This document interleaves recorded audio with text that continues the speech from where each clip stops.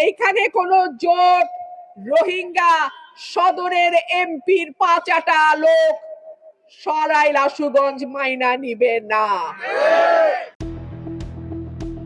ব্রাহ্মণবাড়িয়া ২ আসনের রাজনৈতিক অঙ্গন আবারও উত্তপ্ত ব্যারিস্টার রুমিন ফারহানার বক্তব্যে। হাসনাত আব্দুল্লাহর পর এবার নিজ জোটের মনোনীত প্রার্থী মাওলানা জুনায়েদ আল হাবিবকে রোহিঙ্গা বলে ইঙ্গিত করে নতুন বিতর্কের জন্ম দিয়েছেন বিএনপি থেকে সদ্য বহিষ্কৃত এই নেত্রী।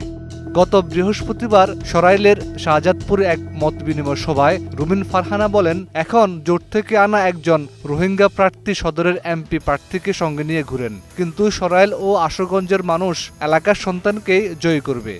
মূলত এই আসনে জোটের প্রার্থী জমিয়তে উলামায়ে ইসলাম বাংলাদেশের সহসভাপতি মাওলানা জুনায়েদ আল হাবিব সম্প্রতি সদর আসনের প্রার্থী খালেদ হোসেন মাহবুব শ্যামলের সাথে গণসংযোগে অংশ নেয় এমন আক্রমণাত্মক মন্তব্য করেন রুমিন ফারহানা। এর আগেও হাসনাত আব্দুল্লাহকে ব্যক্তিগত আক্রমণ করে সমালোচিত হয়েছিলেন তিনি।